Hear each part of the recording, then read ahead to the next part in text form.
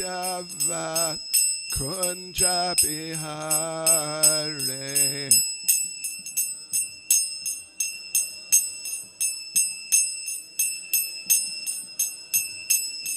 Jaya Radha Madhava Kunja Bihare.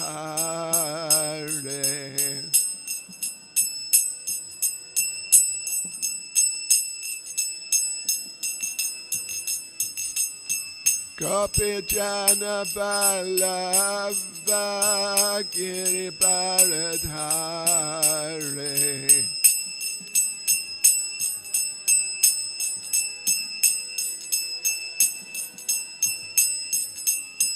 Gopi Jana Vallabha Giri Bharadhare.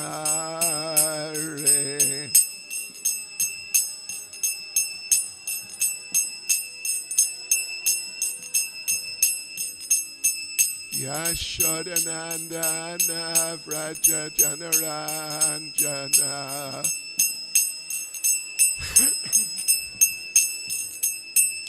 Yashodanandana Vraja Janaranjana.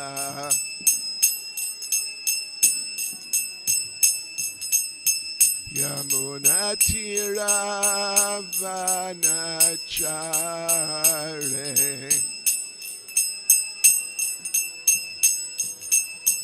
Yamunatiravanachare.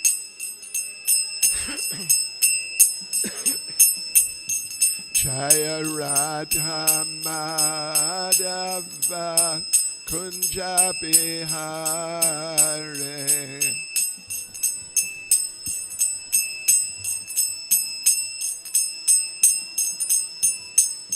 Jaya Radha Madhava Kunja Bihare.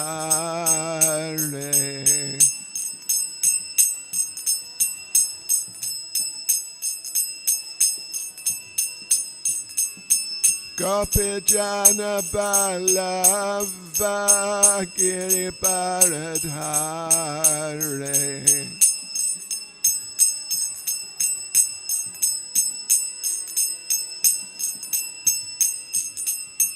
Gopi Jana Vallabha Giri Bharadhare.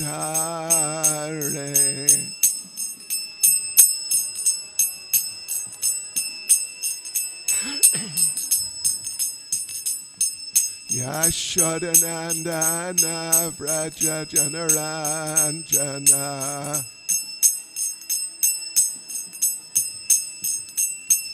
Yashodanandana Vraja Janaranjana.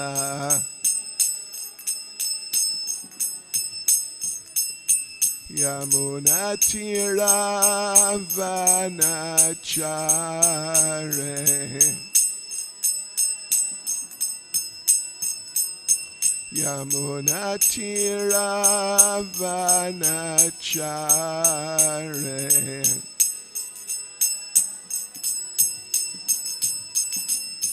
Jaya Radha Madhava Kunja Bihare.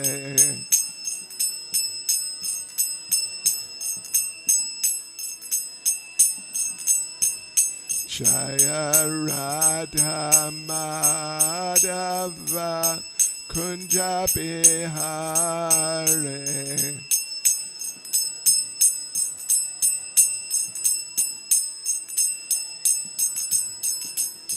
Jai Prabhupada, Jai Prabhupada, Jai Prabhupada, Jai Prabhupada.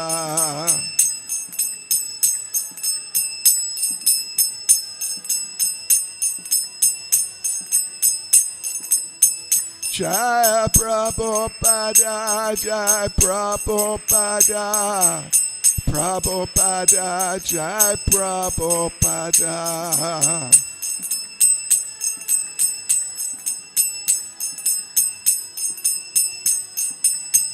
Jai Jai Prabhupada, Prabhupada, Prabhupada, Prabhupada.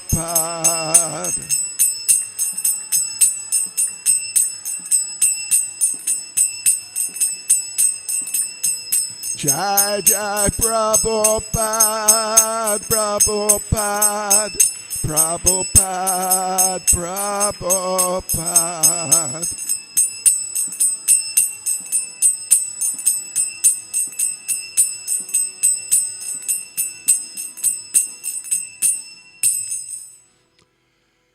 Jai Vishnupad, Paramahansa, Parivrajacharya, Status Srimad, His Divine Grace.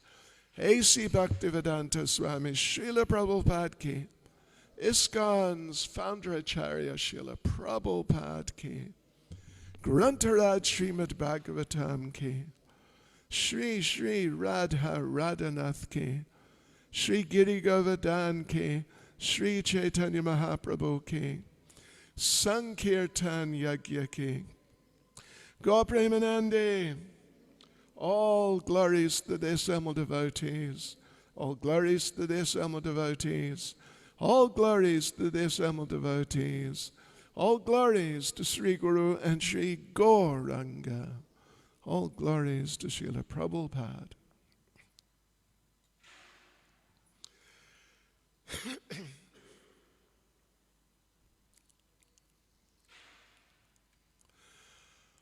Om Namo Bhagavate Vasudevaya.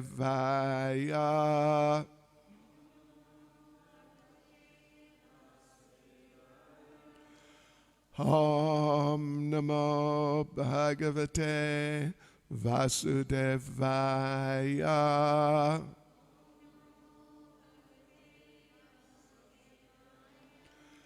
Om Namo Bhagavate Vasudevaya.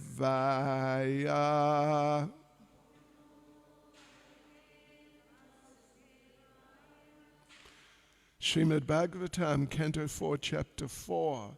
Sati quits her body. Text 2. Is it 2? Okay, text 2.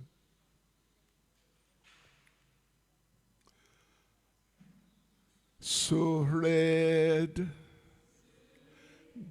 Didriksha Pratigata Durmana Snehad Rudati Ashro Kalati Vivala Bhavam Bhavani Apratipurusham Rusha Pradhakshyati Vaikshata Jata Vepato Surididriksha Pratigata Durmana Snehadrudat Yashru Kalati Vivala Bhavam Bhavan Ya Pratipurusham Rusha Pratakshyati Vaikshata Jata Vepato Surididriksha Pratigata Durmana Snehadrudat Yashru Kalati Vivala Bhavam Bhavan Ya Pratipurusham Rusha Pradakshati Vaikshata Jata Vepato Surididriksha Pratigata Durmana Snehadrudat Yashru Kalati Vivala Bhavam Bhavanya Pratipurusham Rusha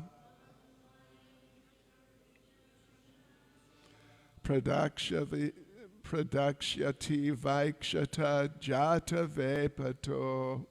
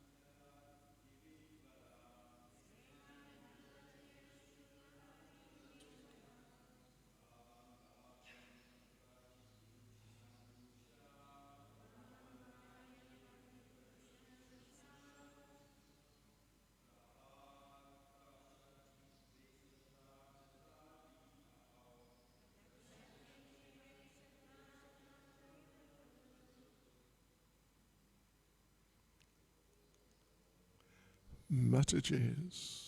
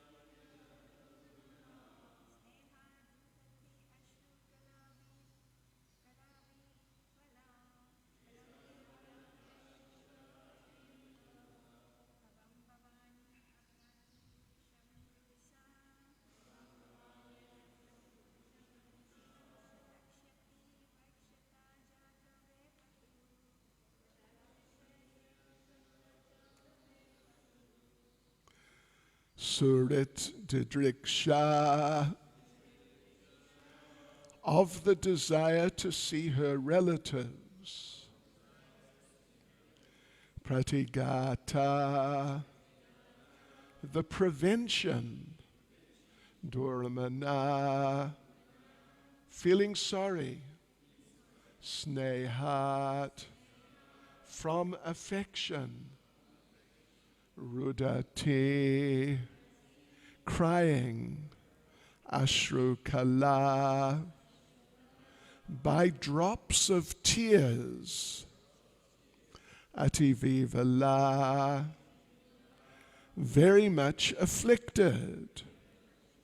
Bhavam, Lord Shiva. Bhavani, Sati, Apratipurusham, without an equal or rival. Rusha, with anger. Pradakshyati, to blast. Eva, as if.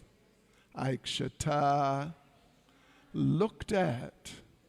Jatavepato, shaking. Translation: Sati felt very sorry at being forbidden to go see her relatives at her father's house, and due to affection for them, tears fell from her eyes. Shaking and very much afflicted, she looked at her uncommon husband, Lord Shiva, as if she were going to blast him with her vision. Purport by Srila Prabhupada. The word apratipurusham used in this verse means one who has no equal. Lord Shiva has no equal in the material world in regard to equality towards everyone. His wife, Sati, knew that a husband was equal towards everyone. So why, in this case, was he so unkind to his wife that he did not allow her to go to her father's house?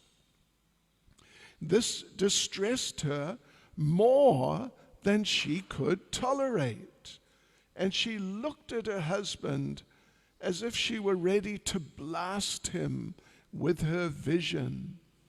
In other words, since Lord Shiva is the Atma, Shiva also means Atma, it is indicated here that Sati was prepared to commit suicide. Another meaning of the word apratipurusha is the personality who has no rival.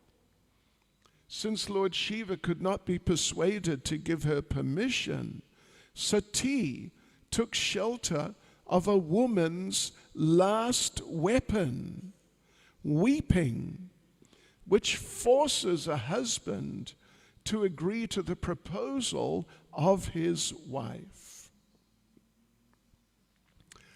Suridriksha pratigata durmana snehadrudat yashru kalati vivala bhavam bhavan ya prati purusham rusha pradakshati vaikshata jata vepatu.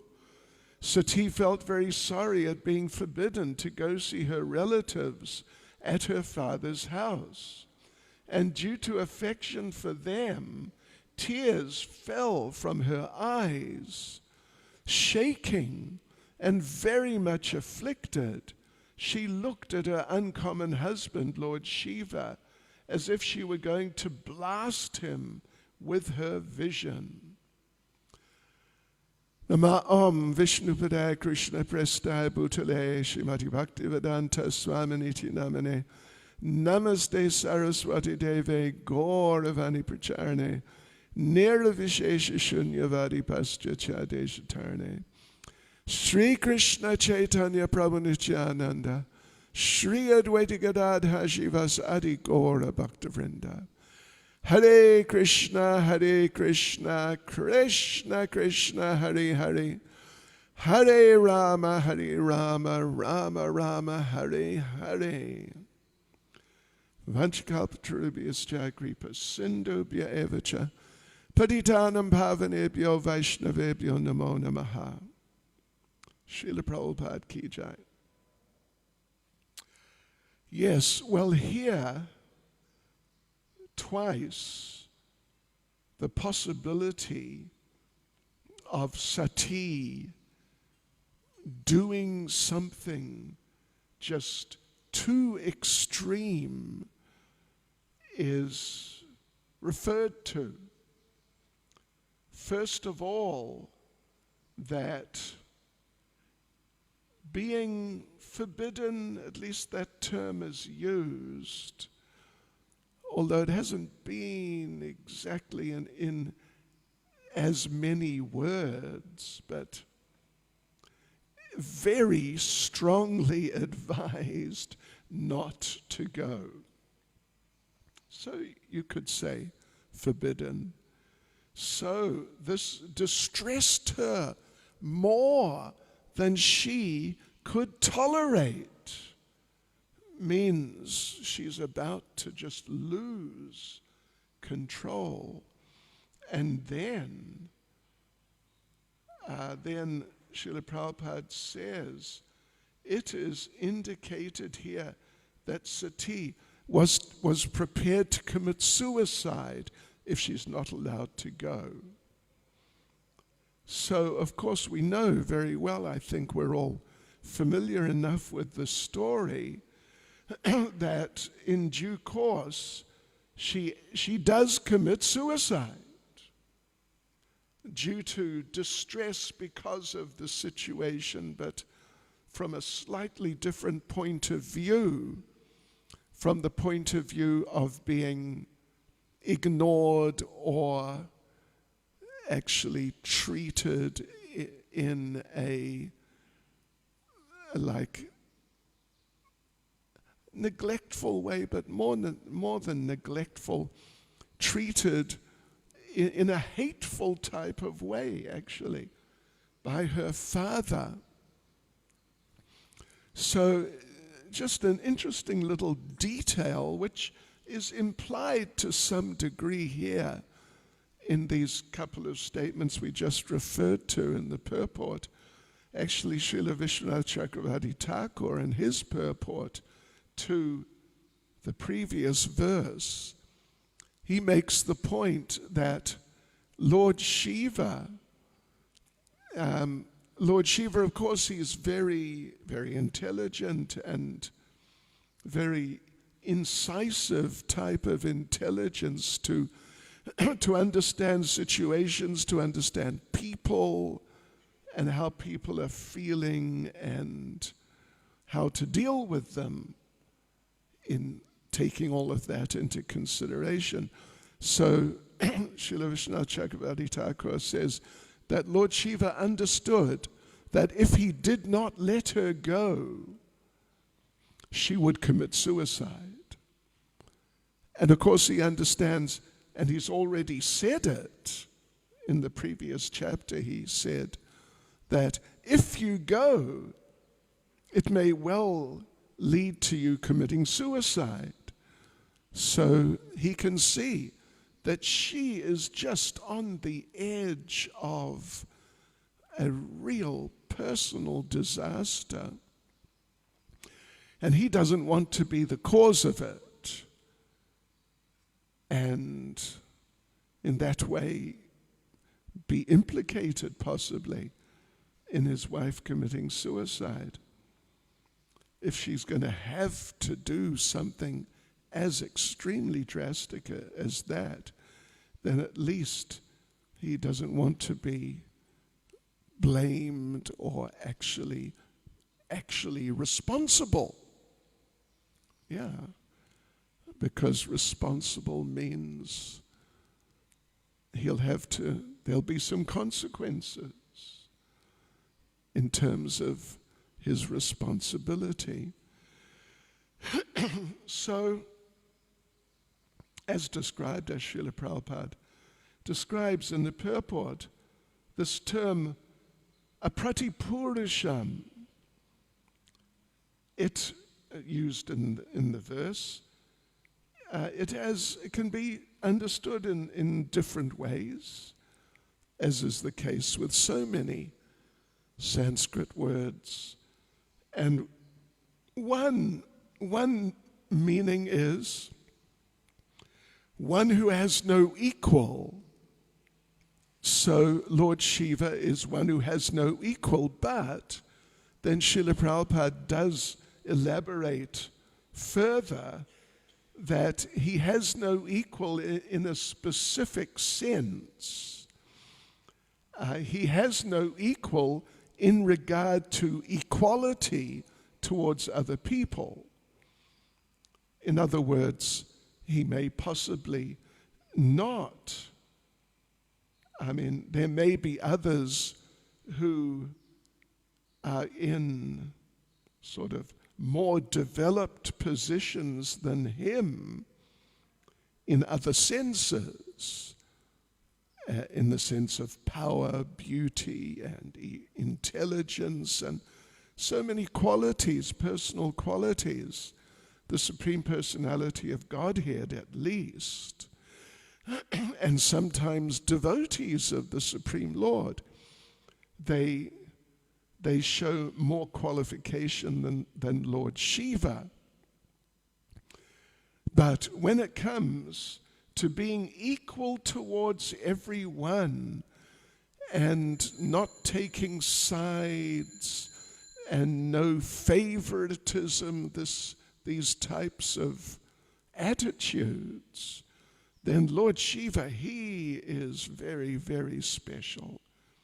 He is really very special Because even Lord Krishna sometimes takes sides. Yes, sometimes he supports his devotee and breaks even his promise for the sake of his devotee.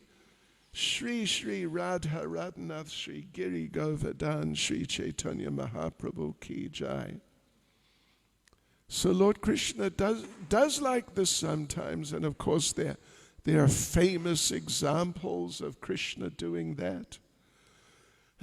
Breaking his promise not to fight in the battle of Kurukshetra, but then taking up the chariot wheel as a weapon to defend Arjuna when Arjuna was being attacked by Bhishma, who was just so intensely inspired to fight with Arjuna that it looked pretty much certain that Bhishma would kill him. So then Lord Krishna took up the wheel, broken wheel of a broken chariot, and came rushing towards Bhishma. And there's a famous painting, I'm sure many of you have seen, of Arjuna doing, it's almost like a rugby tackle. It's something like that, to stop the Lord. And his reasoning, Arjuna's reason for trying to stop the Lord is that, my Lord, if you do this, if you don't stop doing this, then you will have broken your promise to not fight, and then people will speak badly about you. You'll be criticized and sort of, in a certain sense, rightly so. So Arjuna wanted to stop Lord Krishna from protecting him, from attacking Bhishma, to protect Arjuna. So, and there were other things.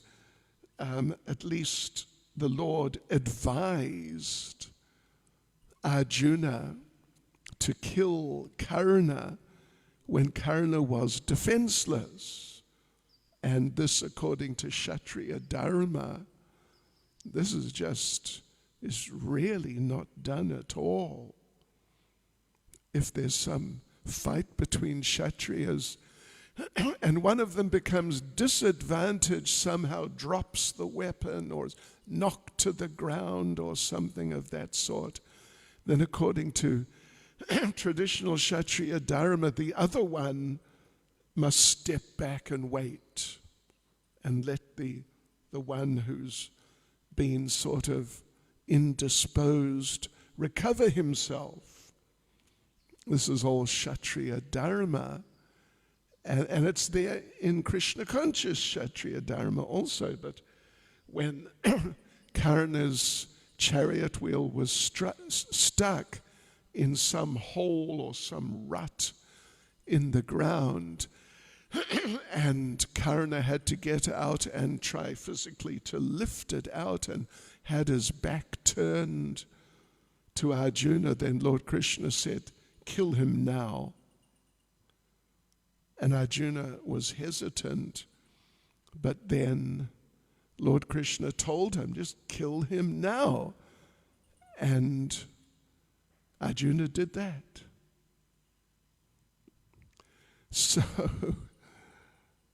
in terms of equality to everyone, of course, ultimately, Lord Krishna, if we really look into the matter, then we see that Lord Krishna basically has no equals at all in any respect.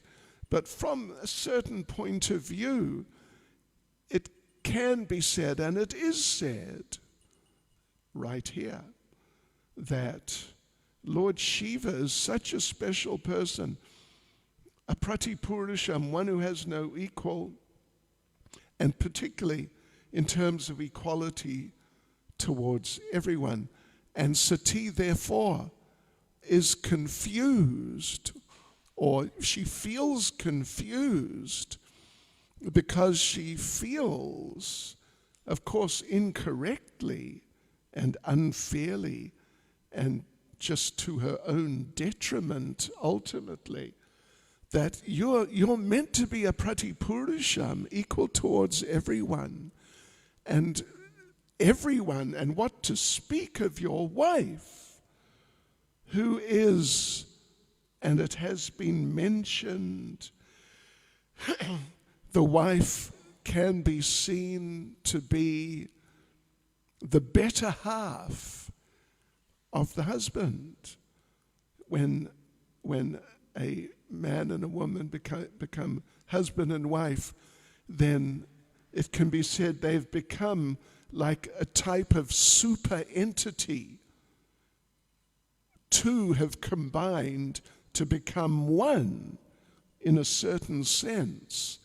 And in that sense, it can be said, and it is said, sometimes at least, that the wife sometimes at least may be the better half of the husband. The husband may make some wrong evaluation, something like that, and the wife may help him to correct things and become properly situated. You know, there's a famous story from Badrinath that Lord Shiva and Parvati, Badrinath was their place, and they had some sort of house or some sort of dwelling there which they lived in. Every day they'd go out and move around and gather foodstuffs and whatever. And one day they were there moving around, and they saw this little boy, this child, who was crying, and there was no mother or anybody else around. And it looked like this little child had been abandoned. This little, very dark-skinned child, as a subtle hint to who the child might be. And this little child was crying and crying, just distressed. And Parvati, being a soft-hearted lady, very kind-hearted lady, said to Lord Shiva, "Oh, we must help him. Let's pick him up and take him home and look after him." And Lord Shiva said, "No. There's something is wrong here." And Parvati said, "No, come on, little boy, we got to help him. How can we just leave him?" And Lord Shiva said, "But something is wrong. What's a little child doing out here in the middle of nowhere, many kilometers from civilization? Something's wrong. There's some strange thing happening behind the scenes." And Parvati told him, "You are just a hard-hearted man," which is sometimes said, and sometimes it's true. You're just a hard-hearted man. You don't want to help this poor little child. And Lord Shiva said, "Oh, well, okay, at your own risk." So she picked up the child, took the child home, and then they went out and continued looking around. And they came back. And what did they find? The door was locked from the inside. And what happened? The little child has locked the door by mistake somehow, they thought. So they looked in the window. There's the little child. "Hello, open the door." And the little child goes, "Hello, no." No, come on, you must open the door because we have to come in. No. Listen, it's our house. You have to open the door. No, it's my house now. And they had nowhere else to go. So they had to leave and go to Kailash. And so Krishna, if you hadn't guessed it by that time, Krishna was that little child, and he sort of stole Badrinath from them. And it's nicer, actually. And he took over Kedarnath, which is also nice, but not as nice. So anyway, one has to be careful. As Srila Prabhupada says here, that Sati, she started crying.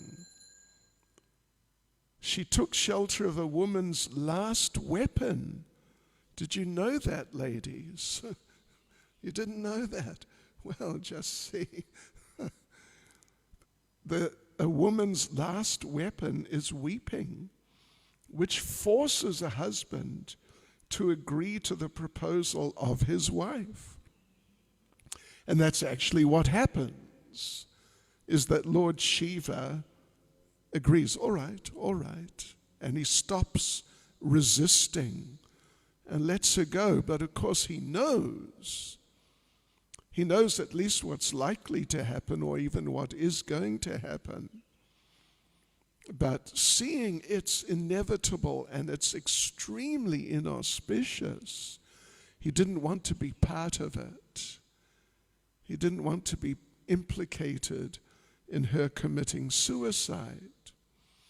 And of course, Parvati, Lord Shiva, they are eternal associates.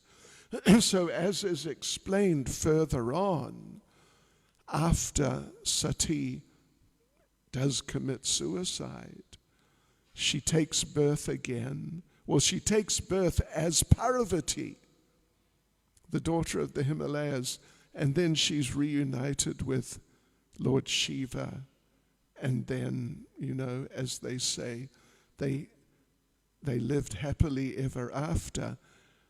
But, there are many things to learn from this whole pastime. There are many things to learn. One is, of course, the first thing is, don't follow in the footsteps of Daksha. Don't be envious. Even if someone seems to mistreat you, and it seems to be unfair, and you might think, how could Krishna allow this? Because I'm Krishna's devotee. How could he allow me to be abused?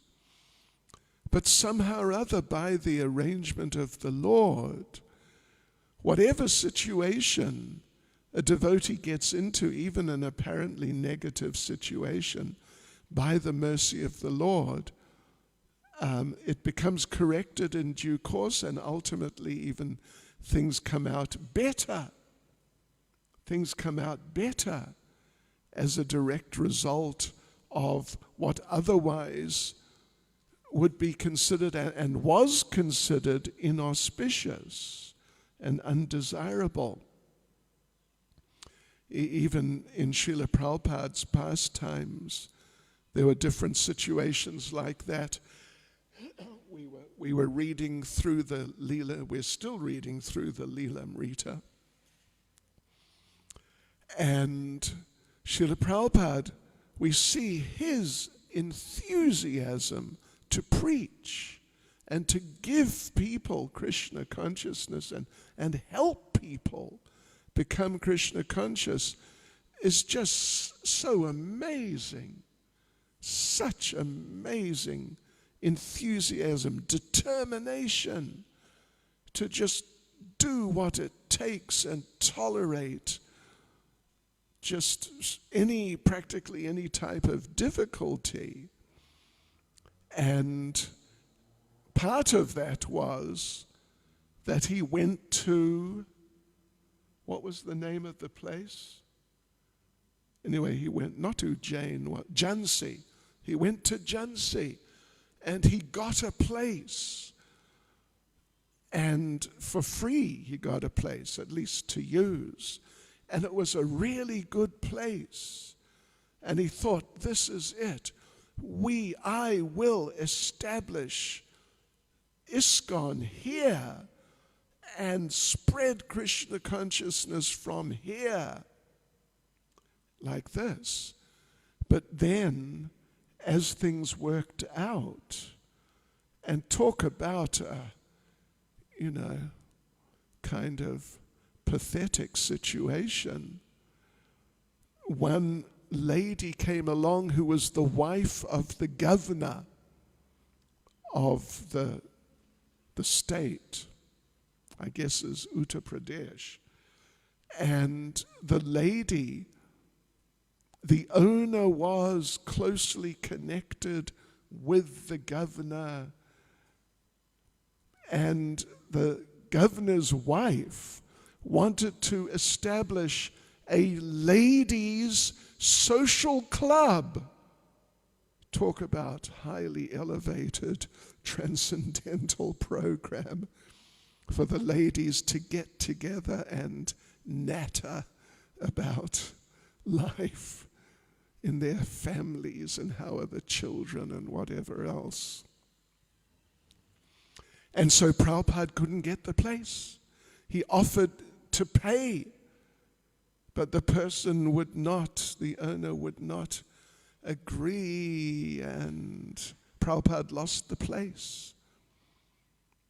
So on a certain level, it could easily be said that this was very inauspicious and just very unfortunate. And where was the hand of Krishna? Just like when maybe whatever it was, 10 years ago or something, there was the gigantic tsunami which wiped out some area in Indonesia. And I remember we were driving to a program one evening in Johannesburg, and there was a newspaper little advertisement on the side of the road, and it said, tsunami, where was God? In other words, God was asleep at the wheel. He was negligent, which of course is never the case, and particularly with the devotees, even when there is something which is apparently inauspicious, but as part of the Lord's plan, at least with devotees who are very sincere and dedicated, it's just a step in a process towards greater things and better things in Krishna consciousness. So yes, this situation, we can learn that. We should not be envious of anyone. And even when there's a situation like here, to Sati, it appears unfair. My husband, who is meant to be the most equipoised person of all, is not being equal to, of all people, his wife, who, if anyone should get good treatment, she's the one. So, yeah, she becomes so extremely bewildered that, as we said, Srila Vishwanath Chakravarti Thakur comments in his purport to the previous verse, that if he had actually stopped her, rather than just advising that it's not good and you're going to get hurt, and it could be so bad that you might even become suicidal, and so it would really not be a good idea to go. But she cannot grasp And why is it that she cannot grasp the value of what Lord Shiva is saying? It's not because she wants to go to the sacrifice and see the Supreme Personality of Godhead worshipped and glorified and just all the transcendental whatever's going to happen there. No, it's because she wants to see her relatives. And another lesson, therefore, is don't be too attached to your relatives, particularly if they're not devotees. I mean, in this case, they're demigods, so they're basically devotees. But as is typical for demigods, they're mixed devotees. So sometimes, well, as Queen Kunti prays, and her relatives, they were really devotees. They were the Pandavas. But she prays to Lord Krishna that, please let my attention and affection flow to you and not to my relatives. Please help me to detach from my relatives and let my attention and affection flow towards you like the Ganges flows to the ocean. That's Queen Kunti. She is on a more advanced level than Sati. And indeed, I forget whose purport it was, but there's a purport in which it is plainly said that Sati was in Maya.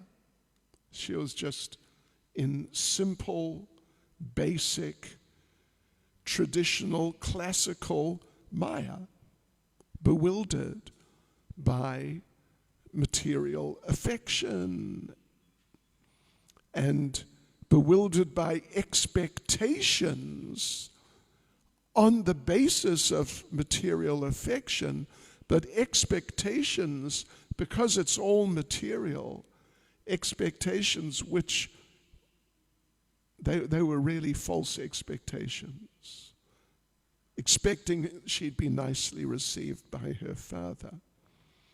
So yes, like this. And husbands, we don't have any here. Well, that's interesting. That's good. Try and stay non-husbands. That's my advice. But if you ever end up becoming one, bear this in mind, that if there's some back and forth between you and your wife, and you really feel that this, whatever it is just not the right thing, but she starts crying, just remember, wait a minute. This is her last weapon, and try and tolerate. Yes, so she was looking at him with these misconceptions driving her consciousness and looking at him as if she was ready to blast him or sort of kill him or really do something to him physically. Yeah. It's Maya. It's really Maya. And in Krishna consciousness, one has to beware of Maya. And when one sees Maya is coming, then one has to know this is Maya, and by all means, I must not succumb to this Maya. Hare Krishna. Any comment or question? Yes, just a second or two.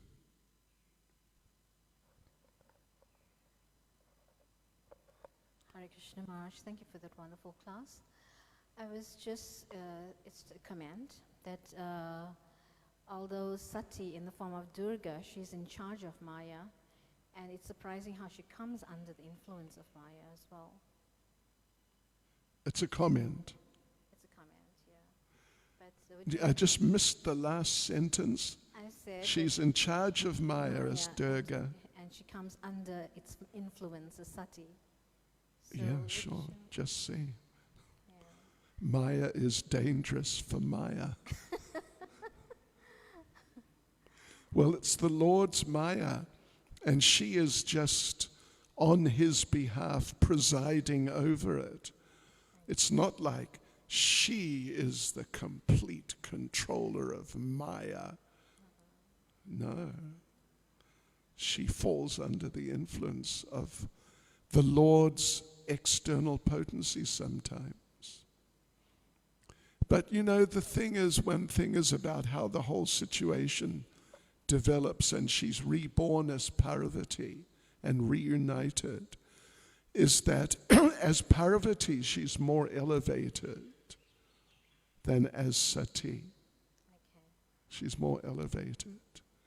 So I haven't read it, but I was just thinking that if in the process of all of this and her suicide, if her husband, Lord Shiva, had really been responsible by actually stopping her, then for the future it might have, been carried over in her consciousness and affected their relationship. But anyway, that was just a thought, an idea that occurred to me. But definitely as Parvati, she's a more developed person than Sati. Thank you, Maharaj. Hare Krishna. Hare Krishna. Anyone else?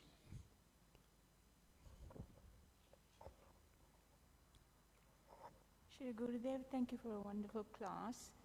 You said Mother Sati was put into Maya. She was in Maya at the time of her of all this, yeah. Committing suicide. Was it she was momentarily put into Maya like the way Arjuna was momentarily into Maya? Any illusion? Well, we don't know actually, because it's not that idea. I mean, one can understand how maybe could be the case, perhaps, but it's definitely not stated. So therefore, it's best to probably not really just assume that. There are other cases, Arjuna himself, Yudhisthira after the battle, and Parikshit when he was cursed. It's specifically explained. These were arrangements of the Lord to put these people who otherwise, they don't get into Maya. They don't get into Maya. But to put them sort of into Maya, but in a very special way by the actual arrangement of the Lord. But it's not stated here.